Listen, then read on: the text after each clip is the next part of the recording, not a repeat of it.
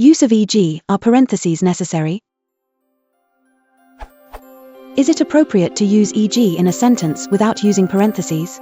This administrative access control should provide visibility into access via multiple vectors, e.g. group access rights versus individual account rights.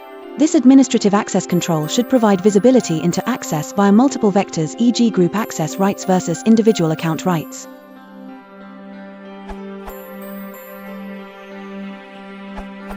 It is certainly appropriate to use e.g. in a sentence without deploying parentheses.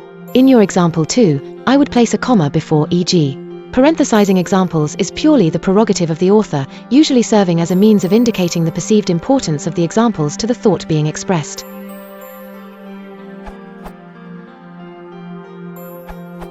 One other thing about your example, there should also be a comma after e.g., exactly as you would if you were using the words for example. Actually, a comma should be placed before and after if the abbreviation is not parenthesized. The same is true for i.e., the other commonly used Latin abbreviation. See below.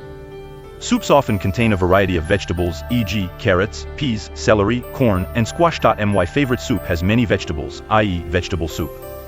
The same sentences can be written with the abbreviations in parentheses, where the comma is still required after the abbreviation but should not be placed before in American English anyway. See again below.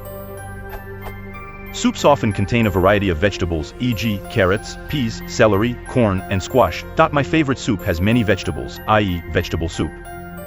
Either method is grammatically correct, at least according to American English standards, and choosing to eliminate the parentheses has become quite common and is perfectly acceptable in most forms of writing.